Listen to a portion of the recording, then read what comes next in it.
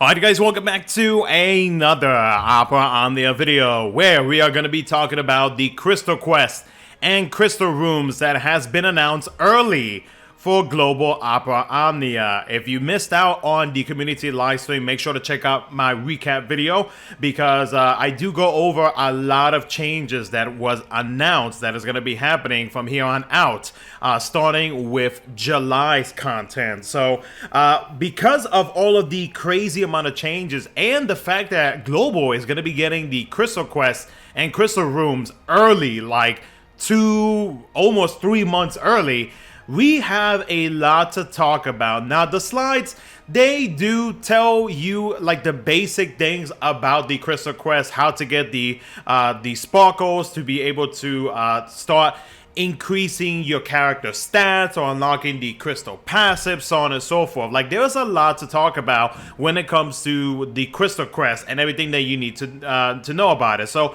this video is going to be a bit of a long video, but I will add timestamps in the description of this video or in a pinned comment so that way you can just jump into whatever it is that you are most curious about, or if there is something that you need answered, hopefully I can answer that for you in this video. Also, if by chance there is any questions that you may have related to what we are going to be talking about, feel free to comment down in the comment section below, and myself or any other JP player who has been playing JP for a good little bit now, who understands and knows what Crystal Quest and the Crystal Rooms are, we will try to reply to you guys' comments as quickly as possible. So with all that being said, let's go ahead and first start off with what are Crystal Quests? What are these Crystal Rooms? Are they important? Are they actually worth me grinding every week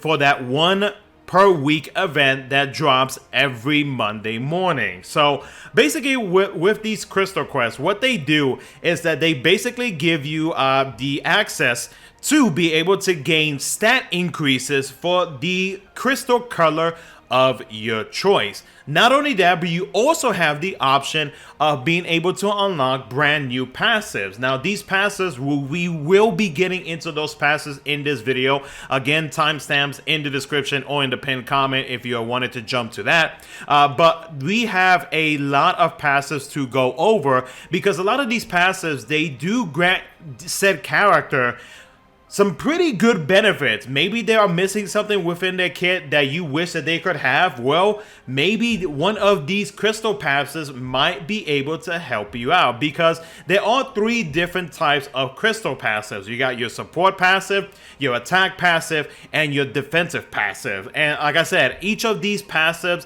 each of these categories and the passives that they include within these categories, like, they can definitely change the outcome for a character's kit, for your team comms, and for the outcome of whatever fight that you are tackling. So we'll first take a look at the Crystal Quest. Now, for these Crystal Quests, the Shinryu fights that are selected for the Crystal Quest are random. Like, they could be any Shinryu, whether it be one of the recent Shinryus, it could potentially be an old Shinryu.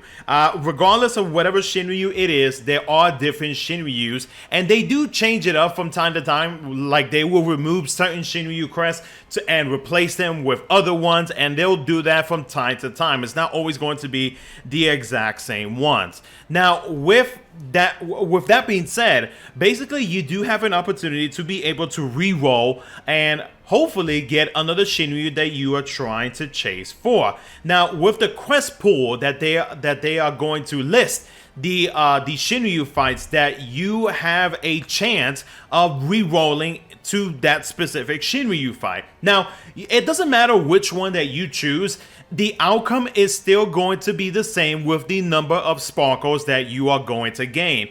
It would be in your best interest to pick a Shinryu that, 1, your crystal color of your choosing will be able to beat, and then 2, one that it's not going to stress you out to the point where you do not want to do these weekly crystal quests.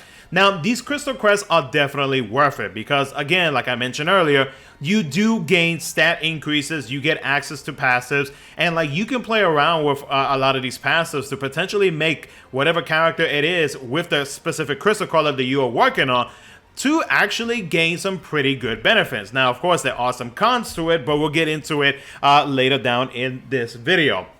So, like I mentioned earlier, you can re-roll the quest for free once per week, but then afterwards, if you are wanting to continuously re-roll over and over, it's going to cost you 100 gems to do so. Now, the quest has to be completed by 3 characters of the same crystal color that you are choosing. The quest fight level can be set from level 0, which is the one that you're looking at right now. It's just like the base version of it. Or you can choose, you can go up to level 1, 2, or 3. Now, as you can see, at level 0, you gain 400 sparkles so long as you are able to clear said fight. Then, if you go up to level 1, you gain an additional 150 points. Go up to level 2, it adds another 100. And then finally, at level 3, it adds another 50. So in total, you'll be able to get the additional 300 that you get per week. So in total, you are able to get 700 sparkles of the selected crystal color that you will be working on. Now, one thing to note about this is that, and this was mentioned during the community live stream, and I want to make sure that people understand that you cannot farm these sparkle points. Like, it's not something that you can easily just grind as much as you can to try to fully unlock and complete said crystal color in the crystal room. That's not the case. Every week there is a cap of 700 points. You get the 400 from the base level of the Shinryu, and then you get the 300 at the level 3. Now, another thing that may pop up that somebody may be wondering as well is that, do I have to do level 0, 1, 2, and 3? No, you do not. If you know that you are able to beat the level 3 Shinryu, you'll get the 400 plus the 300, and then you will be done. Now, let's say if by chance you can't complete the level 3, go for the level 2. If you can't complete the level 2, go for the level 1. And the same goes if you can't complete the level 1. The reason why I say to not to complete whatever it is that you are able to do is because over time, as you start building these points and you start unlocking either the passives, the stat increases, or a little of each, then you're gonna notice that your characters are gonna be hitting much harder. They're gonna be taking less damage. Your HP is gonna be increasing. Like, there's a lot to it when it comes to the from what you get out of completing these fights. So whatever you are able to complete, do not feel bad because of the fact that you are going to be missing out on any points if let's say you can't beat any of the levels higher than 0. As long as you get something, you will be good to go, because over time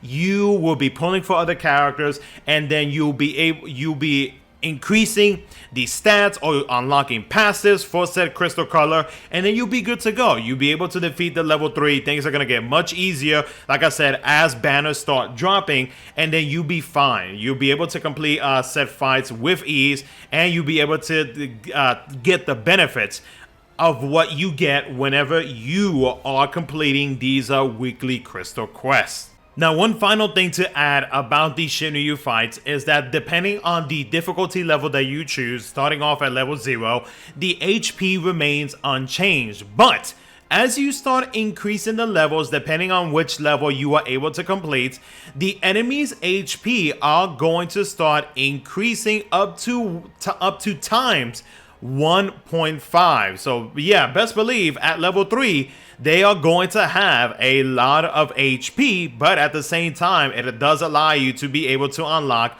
all of the sparkle points that you are able to gain. Now we're going to go into the crystal map, and we're going to check out how everything works out in terms of trying to unlock things. So we're going to go into one that we are not working on for the purpose of this video, so that way you guys can understand how exactly this works. So I have not touched the orange crystals whatsoever, so this gives me a good opportunity to be able to show you how it works. So currently right now I have 700 of the yellow crystal, or the yellow sparkles, and I do have 500 of the rainbow, so I have none unlocked. So if I wanted to unlock this specific node, I will click on that and it'll show that it's going to cost me 100 of the colored of the yellow sparkle.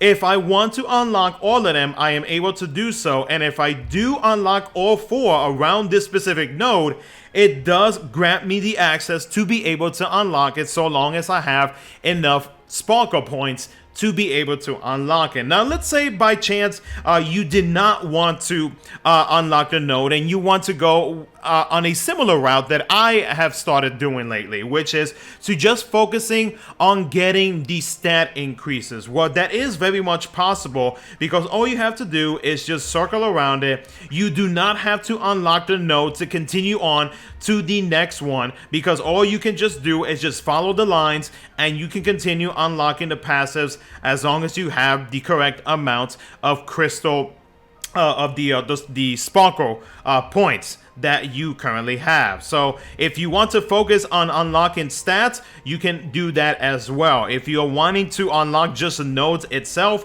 then you have to make sure that you have all 4 of these unlocked, so that way it'll grant you access to be able to unlock said crystal passive. So you can go either route. Personally, like myself, what I did on my very first one was that I went ahead and unlocked everything as I was going around the circle.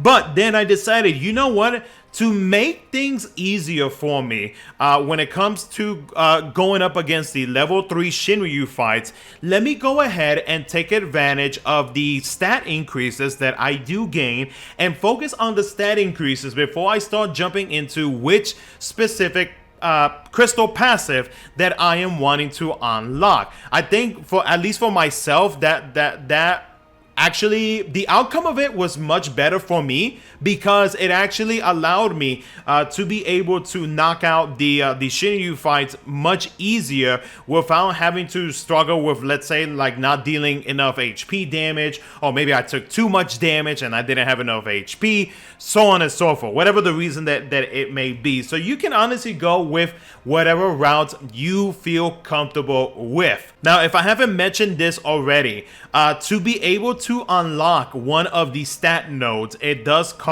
you 100 sparkles. If you are wanting to get the passive node, it is going to cost you 600. If you're wondering how many points do you need to be able to fully unlock the maps, like I have done so far for my white and red crystals, it takes you 18,000 sparkles to be able to complete an entire map, which roughly takes, if you are a free-to-play player, and depending on if Global decides to give us some of the rainbow sparkles for whatever like campaign that's going on, or whatever it is happening, it'll roughly take you around 26 weeks to be able to complete one map or one board, whatever you want to call it. So yeah, it definitely takes a while. Like, this has been out on JP for roughly since anniversary, so that's about maybe 4 or 5 months, somewhere around there.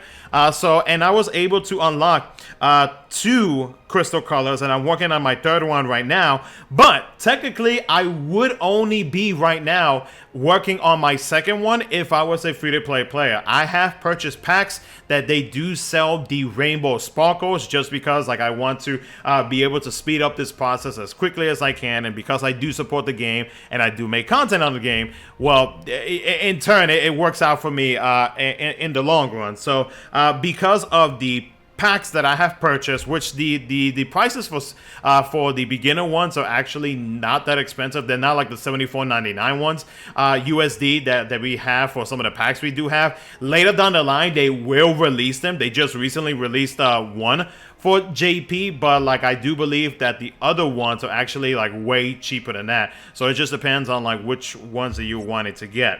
If you are curious as to how much they are, these are the current prices right now. The bigger one, again, was one of the most recent ones that just dropped in JP. And then the one that Global should be getting, this is the price for them as well. Depending on where you are at, I would say just go ahead and Google yen to whatever country it is that you are in. And that'll give you a rough amount as to how much it will be for you. And lastly, the one thing that I did want to show, and shout out to the Cydia Compendium for providing this info. I will link this link down in the description below or right under the timestamps in the pinned comment. But whenever you do unlock all of the stat nodes, these are the stat increases that you are going to be getting. So they are some pretty good stat increases, which is why I decided to go with unlocking the stat increases first, because I feel like that would benefit every character of said crystal color that I am working on, and then that way afterwards I can go ahead and start unlocking the crystal passives for said crystal color. Next up, we'll take a look at the crystal passives. Now the crystal passives, some of these passives are actually pretty good and can benefit certain characters. At the same time though, some of these passives may not have a con, but some of them do, and some of them can affect your character in a negative way. But again, it just depends on like which character you are going to be using, what passives you have equipped. And thankfully though, for every passive that you do unlock, it is not a permanent passive that they are going to be dealing with for the rest of the game. These are passives that you can easily switch in between other passives, so that way it can benefit whatever team comp that you are trying to use with said specific crystal color. So before I continue on, I want to give a shout out to Doritos99 for providing me with this awesome infographic. If you are wanting to check out this infographic, I would recommend you join my Discord server. I'm gonna have this infographic posted for everybody to use in case they're not wanting to go to like a website, or if you feel like you're having difficulty understanding what it is that they are mentioning in the site, then you can use this infographic done by Doritos and see what it is that, see which passive it is that you are wanting to work on and to try to unlock as quickly as possible. So thank you so much, man. I appreciate it. So let's go ahead and start off with the A1 passives, which is the attack passives. So crystal passive A1. This increases own attack and max brave by 10% per every 5 turns up to 3 times, so a max of 30%. Crystal passive A2. When participating in launch, brave consumption reduction when using an HP attack. So reduce brave consumed during the HP attacks by 50%. I'm also reading off of the Cydia Compendium as well. Crystal passive A3 increases brave and HP damage per the number of buffs granted to self. You are also going to be gaining a 10% brave and HP damage kappa, but there is a con to this passive where your own buffs decrease by 1 additional turn. Crystal passive A4. During the free turns, adds 1 brave attack for every brave attack, but you do get affected with a brave poison by 70% of own max brave. Crystal passive A5. During every HP attack except for the last, it recovers brave to self based on own attack. But the con about this passive is that you will be receiving additional brave and HP damage because you're going to get affected with a 50% brave and HP damage resist down. And then finally, crystal passive A6. Whenever your HP is less than 70%, you will be gaining a 20% brave / HP damage kappa, but you also get affected by an HP poison based on 40% of your own max HP. Now, if we take a look at the passives on the right, we're going to be focusing on the defensive passives. So the first one, crystal passive D1, it grants self last stand. When activated, it grants a self HP regen for 2 actions. Crystal Passive D2 increases own HP and initial Brave by 10% per every 5 turns up to 3 times, so a max of 30%. Crystal Passive D3, it makes it so that you now have a 30% increase on HP damage resist up and Brave damage resist up, but it does add a 30% turn rate down. So this passive right here is really, really good for tanks. Crystal Passive D4. Whenever you are receiving HP damage from an enemy without dying, it heals the HP by a mid amount, or it pretty much adds a post-turn HP regen by 40% of max HP. The only con about this is that you do receive a 50% max Brave down. Crystal Passive D5. You do gain, after own turn, a post-turn HP regen by 10% of max Brave and a Brave regen by 30% of max Brave, but your character does get affected by a 30% attack down. And finally, Crystal Passive D6, it adds a 20% HP overheal up, but you get affected with a 30% speed down. And finally, we'll take a look at the special passive. So for Crystal Passive U1, it grants a self gold frame buff that has a built-in 50% attack up, Brave regen by 80% of initial Brave, and an HP regen by 5% of max HP for the entire fight. Crystal Passive U2. At the start of the quest, it grants the following. The first turn becomes instant turn rate. The first turn does not contribute to the turn count. If similar effects to the above are already applied, it does extend the effects by 1 action, and also you are going to be getting a 30% HP damage up and Brave damage up. For your Crystal Passive U3, during the force time, you do gain a 10% HP damage bonus at the end of the turn, but it does add a 40% force gauge charge rate down. So basically you are going to slow down how long it takes for you to charge up the gauge, but you do gain an additional 10% after you use an ability during the force time. So like I said, it's a pro and a con at the same time. For Crystal Passive U4, after own turn, a 20% chance for own EX recast gauge to become max, but you do lose 2 uses of your skill 1 and your skill 2.